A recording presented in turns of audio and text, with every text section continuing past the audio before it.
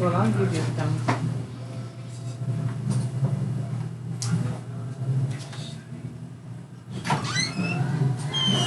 It's good. You look on this up.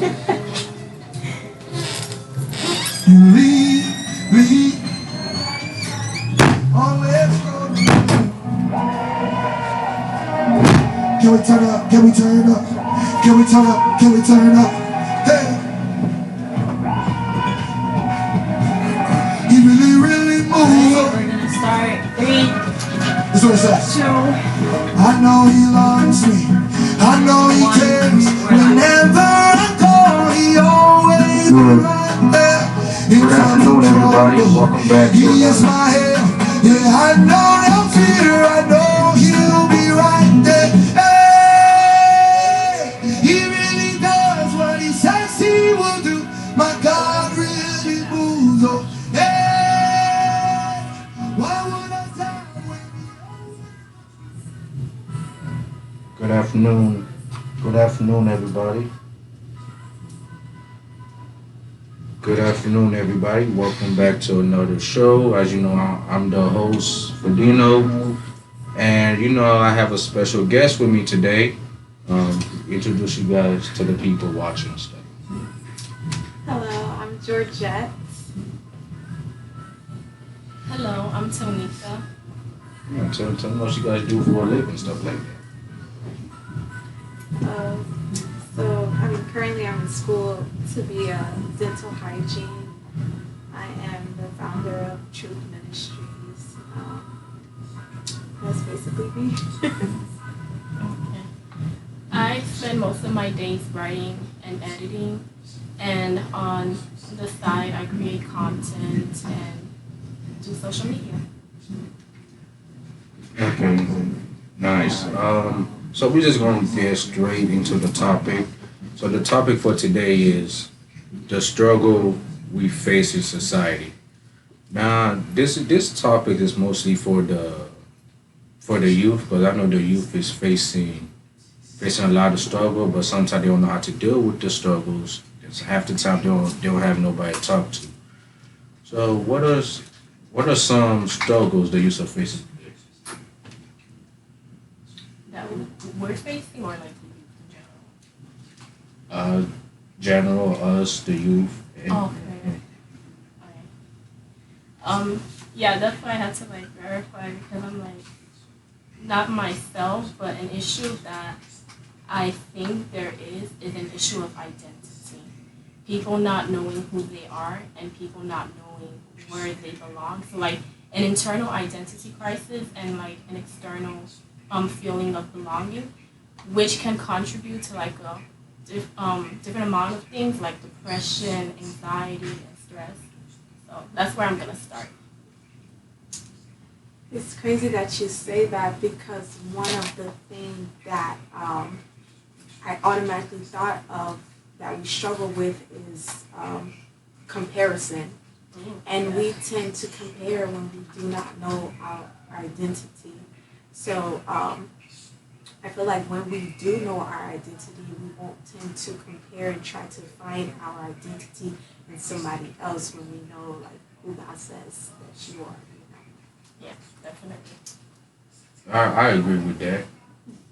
But the comparison part, that's mostly come from the Haitian household, though, right? Yeah, and in social media, when you see everybody on there and then you tend to compare, you see all that somebody's going on, but you don't even know what it took for them to get there, and then we automatically try to compare. Oh my gosh, I'm the same age as this person. They're doing this and they're doing that, and in the Haitian household, true too, because sometimes your parents would tend to try to compare you to other, even your own siblings. So that could be toxic.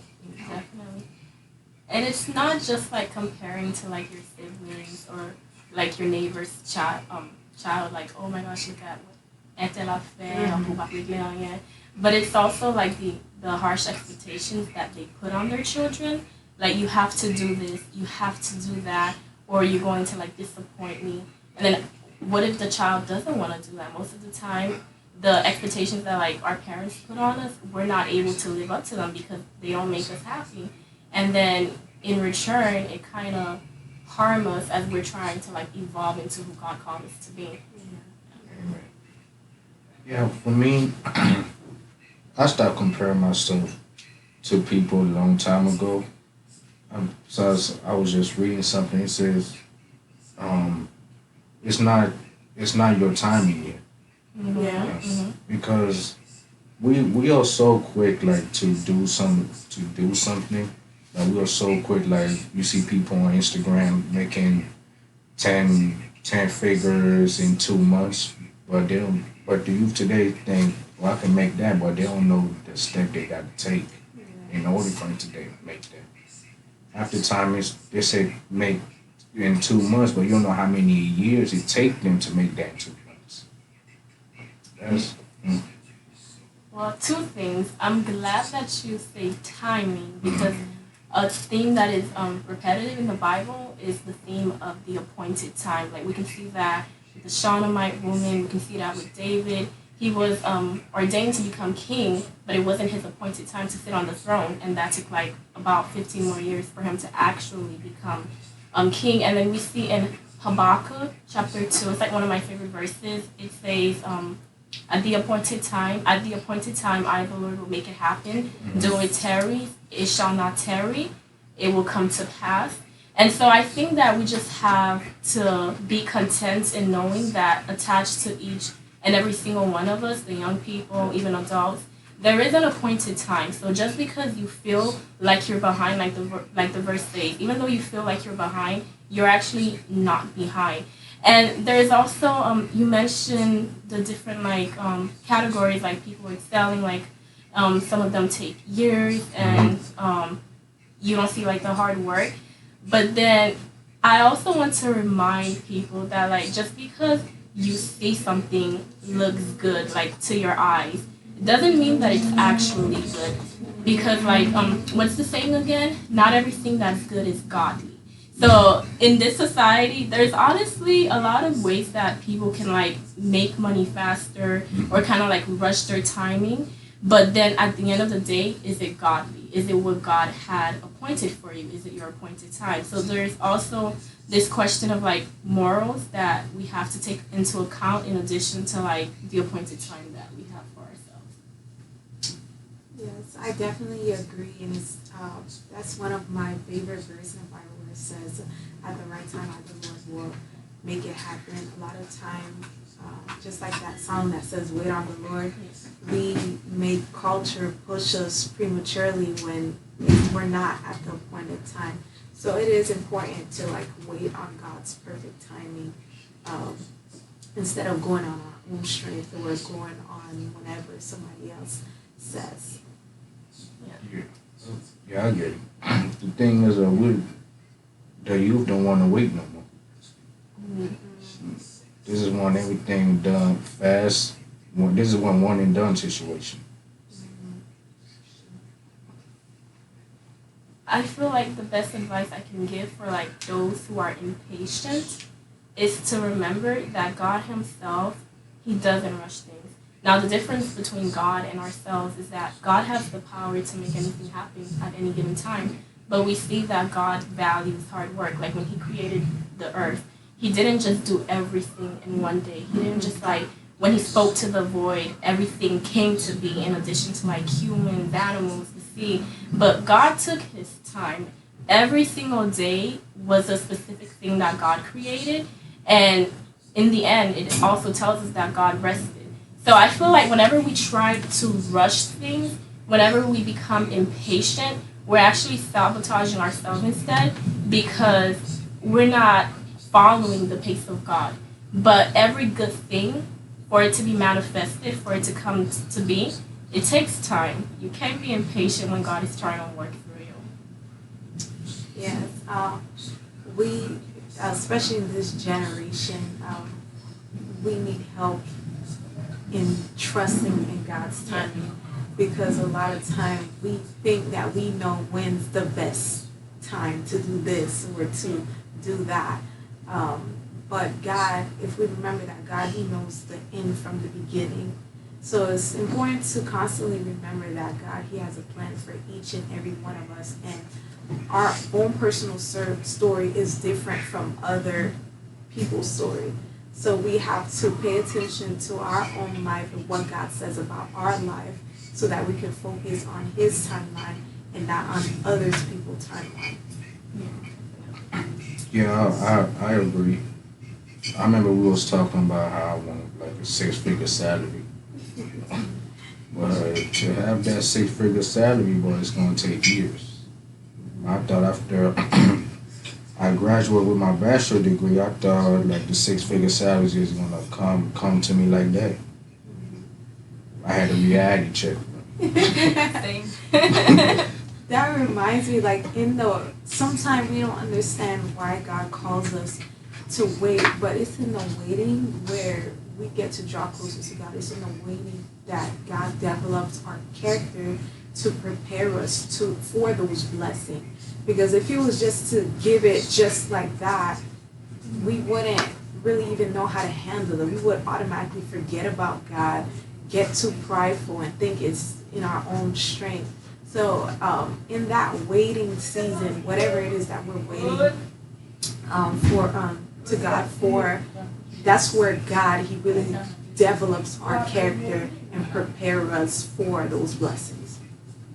In addition to that, I feel like if God just like works as the genie we expect Him to be sometimes, we wouldn't really have much character, because we wouldn't really value the things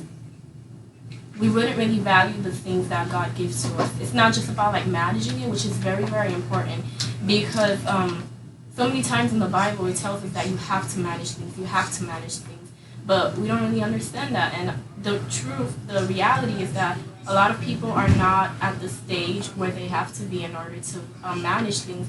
But even before you get to the point where you can manage things, are you appreciative of what God has already done for you? Are you appreciative of like where God took you from? And because sometimes we don't really appreciate the things that God has done for us, we're constantly comparing ourselves to other people's blessings. We're constantly asking God, do this for me, I want more, without even taking a moment to just stop and thank God for the things that He's done for you. You might not be earning a six-figure, but you're not homeless right now. And even if you are homeless in the moment, you should be thankful still, because God has kept you alive. So there's always something to be thankful and grateful for. And when you try to rush the process, you lose sight of those things. You lose sight of your vision, basically. Yeah, I agree with that. It's funny how you say that, because I was just literally reading something. It's like the reason that we don't have like those six figures, becoming a millionaire right now, is because we're not ready for it yet. Mm-hmm. Okay, so talking about like six figures, I just like want to like clear the room. Like, I don't know, I feel like some Christians, whenever like people start talking about money, they get uncomfortable. Like, oh my gosh, God didn't call me to be this rich. But when you look at the Bible, there's a theme of excellency. Excellency in what God gives you, excellency in what God creates, excellency in what God wants you to do. The goal is always to be excellent. So God doesn't take pleasure in our suffering. God doesn't take pleasure when we're like suffering financially, suffering with our career, suffering with our identity, because He wants us to excel. He placed us on the earth actually to have in quantity, so that we can give to other people. We can give to the less fortunate. We can even give to those who don't believe in Him, because through our giving and the way that we share things, that's actually ministering to somebody else. Because I was reading this verse earlier, and it's just like fresh in my mind. It's not about the words that you say that helps a person. It's about the action that you take. So in order for us to do good actions in this economy, let's be real, we need money for some of them, for most of them, because you can't really give much if you're like struggling financially. So don't be afraid of money, because it says the love of money. So if you idolize anything, really, it's not good. But good things is God's desire for each and every single one of us. He doesn't like when we're struggling. But then the question is, are you ready to handle the excellency? Can you produce things that are excellent from what God gives you? Yes, I definitely agree. And as Christian, we're definitely not called, we're not called to lack. Because ministry, first of all, is not cheap. To do anything, it costs. And not only events or anything, but anything with ministry, it costs to attract people and stuff like that. So it is important to remember that God, He called us to be a lender and not a borrower. And I don't know, sometimes it can be a generational thing, like this poverty mindset, where it's like, okay, you can't have this amount of money or X, Y, and Z. But the truth of the matter is God has called us, like you said, to live in excellence. So, yeah. Generational. Yeah. That's so true. Like, a lot of people don't realize how strong generational ties and curses are. So there's so much things you have to break, especially if you're the first in your family, the first to believe in Jesus, the first to have a relationship with God, the first to want to do this, the first to do this, the first to have these visions. You will face obstacles, and a lot of times they are generational, and a lot of times also the things that we face are because of the things that people speak to us. That's why it's also very important whenever you have a vision of excellency, you don't just release it unless God tells you to release it, because you don't know how many people are against you. And even if they're not against you, if you have, like, per se toxic parents or people who are not really supportive around you, it's not like they're like doing magic against you, or like speaking like curses like right in your face, but their words alone can discourage you, because the power of life or death is in the tongue. So like, if I have a vision that God gives me, so many times this has happened to me, like I get a vision, I'm like, oh, I'm gonna do this, and then I tell someone, and then they just discourage me so much to the point that, like, till this day I haven't done it. And I'm like, okay, lesson learned. If I have something, I'm just gonna zip my mouth, because not everybody who's around you is actually like for you. If that makes sense. Yeah. No, it's funny you say that, because I was literally like scrolling through Instagram, right? It says the reason why the rich stay rich is because they keep quiet. Yeah. Because whatever they doing, they just do it until it's actually done. I remember, like one of my friends, I never knew he was a real estate agent until he actually posted on Instagram that he's a real estate agent. Because the problem with this generation that we talk too much. Yeah. Because everything we're doing, like we want to buy a house, want to buy a car, we were so quick to tell somebody we're going to buy a house, we're going to buy a car. But as soon as you get it, as soon you tell somebody, now your finances are down. Now everything's going downhill.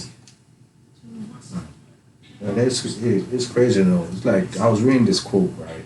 He said, just because you trust someone, there's still some stuff you can't tell. Yeah.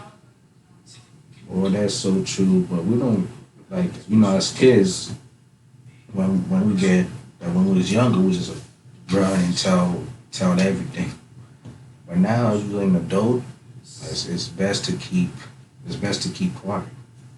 Yeah, a lot of times our own mouth get us in trouble, but like, you definitely see the difference, especially when you have a God-given vision. You'll see the difference when you keep quiet and when you just blurt out and tell everybody. Now, I'm not saying to the point, like, there's some people that are called to know, and there's some people that is just like, but yeah. One verse that's coming to my mind, I don't know it like word for word, but it's like in Proverbs 27, I think it's verse 18, where it mentions that even a fool is considered wise if he remains silent. Yeah. Oh my gosh. And it's not even like concerning like visions and like goals and finances, but silence in everyday situations, like against gossiping, against people talking bad about you, against rumors that you hear, and everything that you do. If you remain if you remain silent, you are automatically considered wise. It's funny you say gossiping because we love to, this generation love to gossip so much. Yeah. It's like they run and tell this person, that person ran and tell this person, and half the time the stuff they say is not even true. Mm-hmm. Yeah. Yeah. By the time it reached the person, the story will totally changed to something else. There's so much danger in gossiping because, especially if you're quick to listen to what somebody's saying about an individual, you will literally automatically start to assume of a person. Mm-hmm. Whole time is this person that's gossiping own opinion and trying to ruin a reputation of somebody else. Mm-hmm. So there is a lot of dangers in gossiping and stuff like that. Also, whenever I feel like a lot of people don't know that, maybe because it's like a lot of people are not like spiritually mature. But whenever you start talking bad about somebody else, gossiping about somebody else, you're actually sabotaging yourself. Because, yeah, you're basically pointing an arrow to your head. You're going to experience delays, even if you don't see it like automatically. But gossiping does you no good. It does no good. Because at the end of the day, we also have to remember that you're not the only child that God has. The person that you're gossiping about, Jesus also died for them. And like now you're attacking their character on what basis? It may not even be true. The rumors may not even be, I'm not even going to say may. Most of the times they are not true. You're just taking what people say and you're running with it and you're like hurting this person's character and reputation. But then that person is also a child of God too. So God is not pleased. So basically you're doing harm not only to the person's reputation, but also to your destiny. Yeah. Oh, this is one thing. There's this saying that says misery love company. Yes. So a lot of time where you find in the midst of people gossiping, it's because the same thing they're gossiping about that person is because there's something they don't like about themselves. Mm-hmm. So they tend to try to point finger.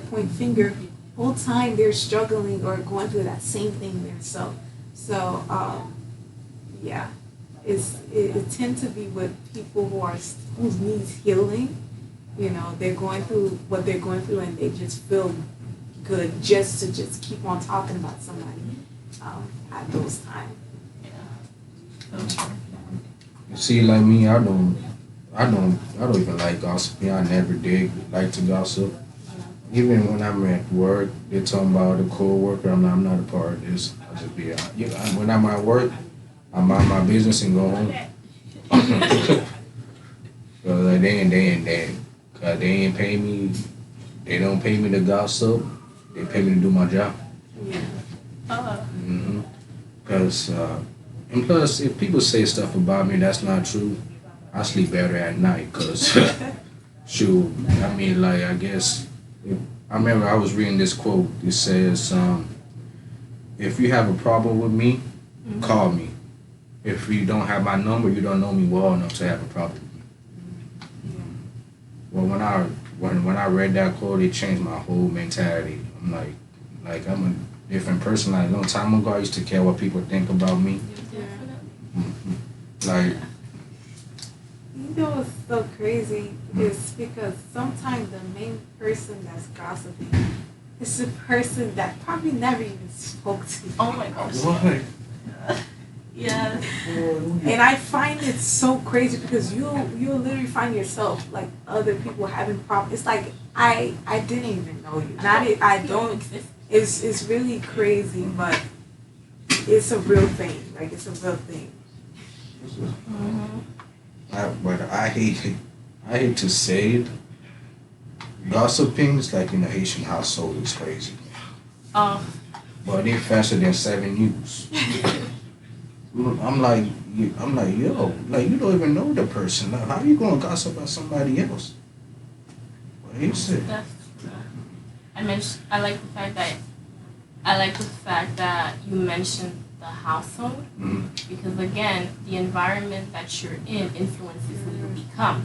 So that's so true. Like Haitian parents, especially Haitian moms and like their WhatsApp calls, like, and then you pick up on that. Like you grow up and you start gossiping about every single person that you meet, Mhm. and that's not healthy. That's not normal, especially if you don't even know the person. Yeah. I agree to what you said, like who you're around. Like the scripture said, bad company corrupts good character. Like literally who you're around and your friends and stuff like that. It definitely play a role in your character and when it comes to gossip and stuff like that. If you're around friends and all they do is gossip, change your circle. Like change your circle. Friendship is not supposed to be based off of gossiping. And there's another thing that I see going on is like when somebody have like a common enemy, they'll group up, Oh. just be friends, just because of that, just to gossip with each other, Oh. and it's just so toxic. Yes. Yes. That is so true. Like sometimes, like I find it funny, cause like I think that I've experienced that to an extent. It's like you go and you're trying to like talk to someone and automatically you don't even know that this person have like formed such a negative opinion about you and you're just like wow. But like what came to my mind was the friendship part that you mentioned. What comes to my mind is David and Jonathan. It says that in the Bible that their souls were knit together. So that just shows you the power in friendship, the power in like the people you surround yourself with. So that's why a lot of times, a lot of things are delayed for us because the people we're connected to, the people our souls are connected to. Not just like I'm connected to you, I'm sitting with you, I'm hanging around with you. But no, when you have a deep bond with someone, your souls can start connecting, and that can affect your destiny. If you're sitting around people who gossip about people, you're not going nowhere in life. You're going to stay there. You might as well just like build your bed at that spot. Like get a mat and stay there because you're surrounded with gossipers. All you do is talk about people. You know, not even God. You talk about people. Okay.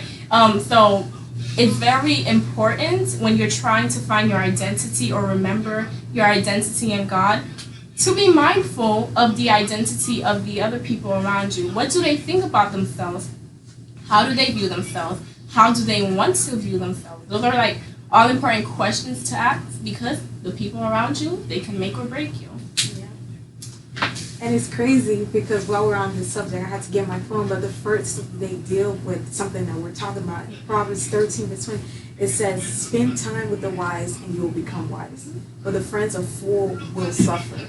And it's true. I mean, me personally, I've seen the difference of being surrounded by people who are wise, surrounded by people who are like-minded, and the difference between being just friends with people who are just gossiping or X, Y, and Z. So it's definitely a difference, and not finding your husband because it's the husband who finds you, but like how we put importance that's the same level as your friendship too, because how you're talking about soul, it's the same thing. So choosing your friends is just as important as your husband. So No, that's a good one. I never heard it like that before. Yeah, but like me, I choose my friend wisely. Now, just because I talk to you doesn't mean we're friends. yeah, Like some people are quick to call somebody, oh, that's my friend. I'm okay, that's your friend, but they're the one who's talking bad about you. So how they are your friends? yeah, But another thing the youth is struggling with as well is self love. Mm, because they don't know how to love themselves, but they love somebody else. Yeah. Oh. Mercy. Yeah. Mercy. Hmm. It's crazy. I definitely used to relate to this because I'm the type of person who loves hard. But it came to a point I literally told myself, how can I put this much energy on somebody else but I don't do the same for me? You know, and it's crazy. Like we would literally love someone so hard, but we don't pour that same love into ourselves, and that's where we lack self love, which is an issue. You know, nowadays. Yeah. All I can think about when you mention self love and like that is an identity issue, of course. Because if you know your identity in God, you know how valuable you are, you know how much God loves you. That should be enough for you to love yourself, baby. But like what I can think about is the Haitian household. Haitian household. A lot of, and it's not just the Haitian household, but like the environment that you grow up in. Again, it can make or break you. A lot of people, like young adults specifically, not only they haven't like witnessed love in a healthy way, but they also didn't really receive love. Yeah. If that makes sense. Like I can like totally like relate to that. Like you don't see your parents showing each other love. Yeah. You don't see Yeah. your parents showing other people love. And then you never grew up in an affectionate household. Now what does that do to you? That can make you cold, first and foremost. You don't know how to love. And that can also make you crave love. But now you're craving love not from a godly standpoint, but from a worldly standpoint. I just want anybody who looks at me to love me. And that's an issue. That is an issue because just because the person looks at you or just because the person is nice to you doesn't mean that God called that person to love you in the level that you're fantasizing about, you know? So That's a conversation. yeah. It does start in the household. Uh, you know, because if you do not, I know you hear that a lot. The Haitian parents don't even know, they don't even say "I love you." Uh-huh. But it's important for us, you know, to break those generational thingies and to speak life and love to the people that we're surrounded by. And I feel like because sometimes we lack that love and affection home, we tend to find it in the world, you know. So yeah. Yeah, I completely agree, but I grew up in a single parents household, so my mom raised me, so her like she always said she loved me, I can do anything, stuff like that. But I remember sometime too, um, Haitian Haitian household they don't know how to do it. Some of them don't know how to do that. But you can't blame them because maybe their parents don't know how to do it as well. Yeah. Yeah. Yeah, I definitely understand that because I mean, my parents they'll tell me uh, like they didn't receive that Hmm. growing up, so it's definitely something I understand. And even though they don't verbalize that, I know that my parents love me. Why? Because like you know, I mean, one thing about Haitian parents, they love their children, Yeah. even though you know they have their ups and downs. So yeah. Yeah, but verbalizing things is just so important. Yeah. And that just like came to my mind. Like a big reason why a lot of people can't verbalize their emotions in friendships and relationships, whatever type of relationship it may be, is because their parents never verbalized their love for them. And yeah, it's true. Haitian parents they don't say a lot, but they do love you. But then there's a difference in like reassuring someone that you love them because that does contribute to the way that they see themselves. That contributes to their identity, and that contributes to the way that they approach relationships moving forward. Yeah, I get it, but I feel like um, they don't know how to verbalize their love, especially. I'm not gonna say it. Some men don't know how to verbalize their love because they think that's a sign of weakness.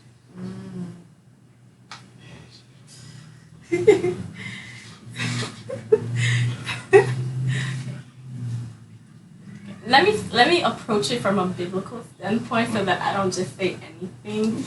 Okay, all I can think about is King David. King David was strong and he was smart and talented, but that man cried a lot. He cried so much. Like when you read the song, I'm like, was he okay? He was not okay. And it's okay to not be okay, but a lot of men that they're raised in like the household, like you're a man, you cannot cry, you cannot have emotions, you cannot do this, you cannot do that, and like you're Haitian, you're strong, you're tough, you're this, you're that. It's not just Haitian. I'm pretty sure this happens like across the board of like nationalities, and then to the point you basically build these robots who don't know how to communicate. You don't take the like. I should have changed the topic. Robot is crazy. But it's true. You could have said something else.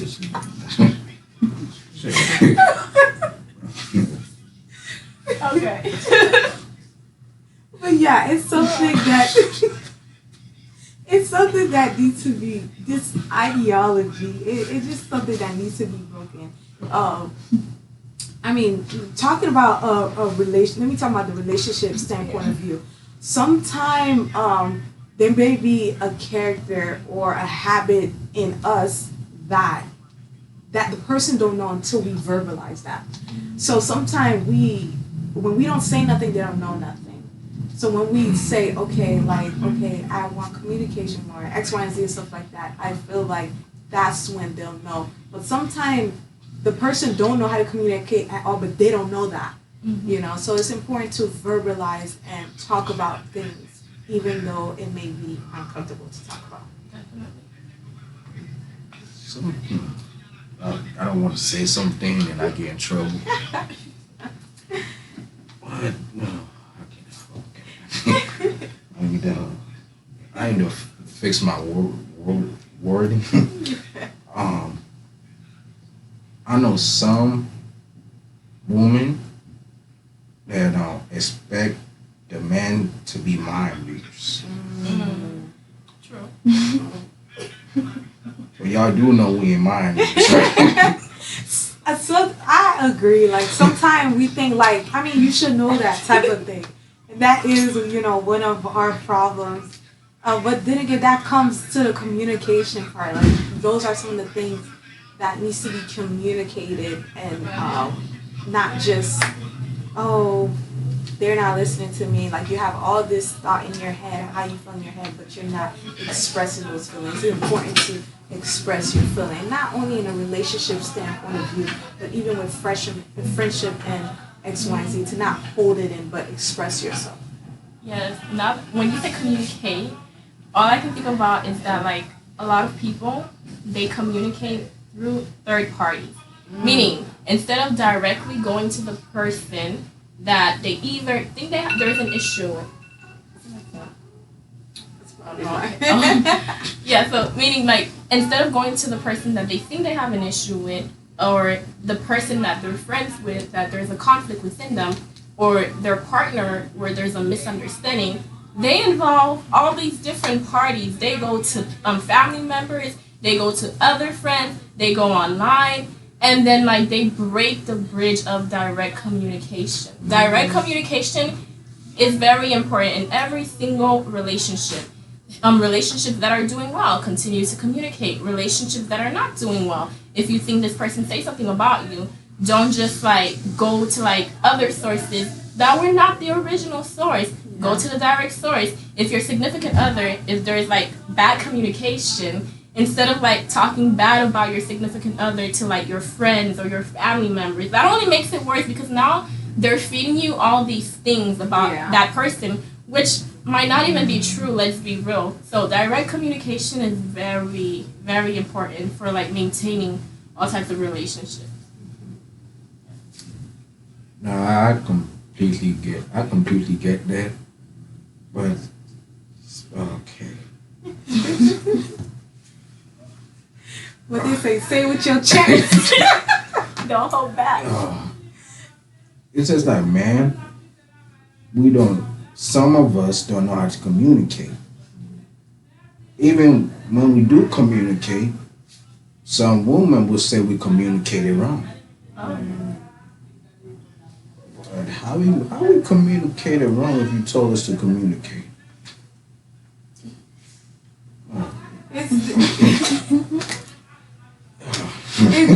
That again comes with communication and expressing how you really feel. Because and being direct and not going around how you feel. So I feel like just authentically saying how you feel towards that person, that will help in communicating how you actually feel, so that they can get a better understanding. I also feel like this ties to a maturity issue. I'm sorry, ladies, I love you guys, but so many of you guys are not mature. Let me end here. Yeah, they're not demure. Please, not that word, demure. Oh, yeah. So, well, this conversation took a turn. It really did a whole 360. But I think we're just gonna end there for today. Make sure you guys like, comment, and subscribe. And remember, fellas, these coming from women. You guys communicate your words. Please do.